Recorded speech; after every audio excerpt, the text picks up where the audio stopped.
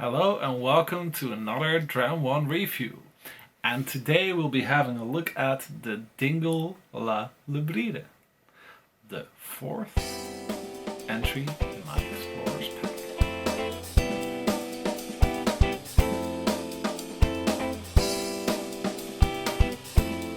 Yes, the Dingle La Le Bride. I was so excited I got to enter this one in my pack because Dingle produces such amazing spirit. They really do.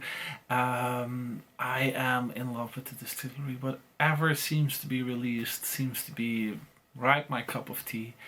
They're just excellent at their job. And what I like about this one is that when I asked if I could enter it, it was a bit difficult. The importer here said there's not much left, but I was able to secure enough to enter it. And because this is a rare bottle, this is a rare release, there's not many of them.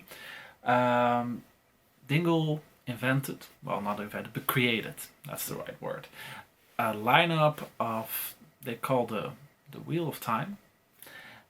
Nope, correction. The Wheel of the Year. I'm sorry, Dingle. The Wheel of the Year, and it celebrates the Celtic festivals, the folklore of Ireland.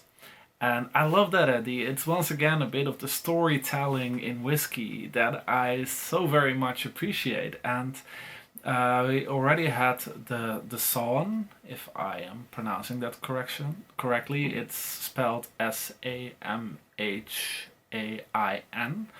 So, but the pronunciation, especially in Irish, can be a bit difficult for me, so bear with me. But anyway, this is the second entry. By now they also have the Bealtaine out, but the La Le Bride celebrates the festival of St. Bridget, which is, or Imbolc for some people who might know that name better. And it's the celebration of the first day of spring, which is the 1st of February, if I'm correct, of early spring, bear in mind. And that's when in Irish folklore you hang a cross of St. Bridget in your house, or in your door or in the rafters, and you burn last tears, and that's supposed to protect your house from evil and from fire. Well, they made a fiery dram, to be sure, and what they did with this was they took triple distilled Irish whiskey, a single malt, and they matured it in bourbon cask and gave it a finish in a rye cask.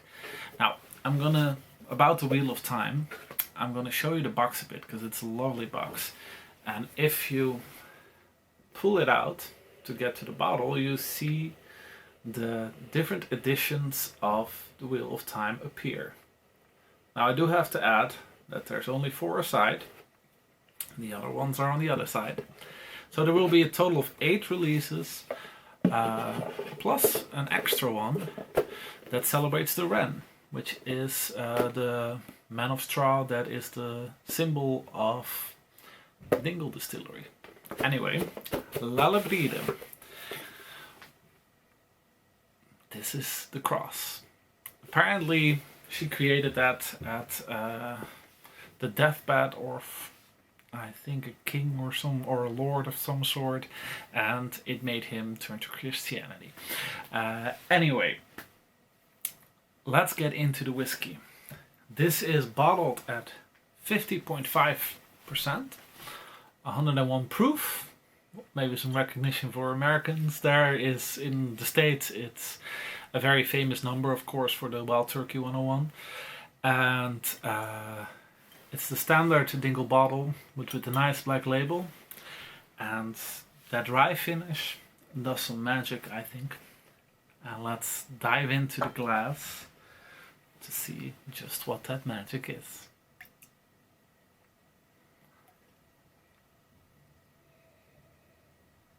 Oh, this is so good.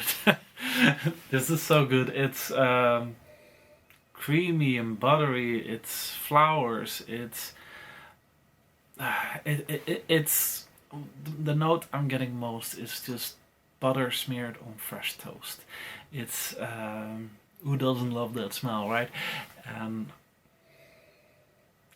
it's just, yeah, cookies a bit of a shortbread cookie, and just fruity and a little bit of herbalness, spice. I'm finding some nutmeg in here as well. It's wonderfully complex and very soft on the nose still. Like it, you'd on the nose you'd guess it was less than the other dram, so I just poured. I say just poured because of course the others of the lineup I've been filming these in one setting in case you notice, but I'll be releasing them at different times. Anyway, I'm gonna have a sip.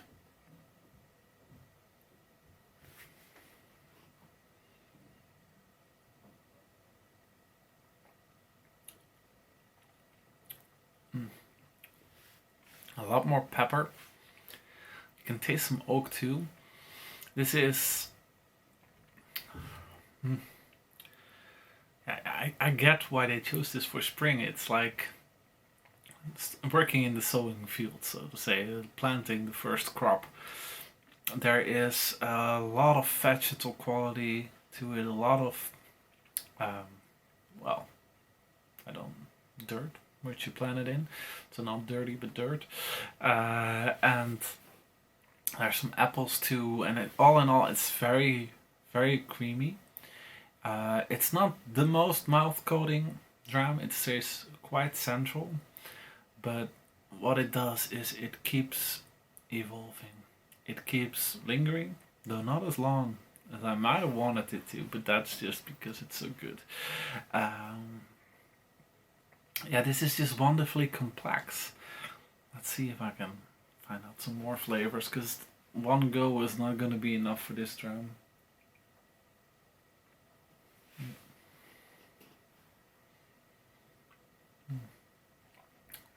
There's some salted caramel is what I'm picking up now too.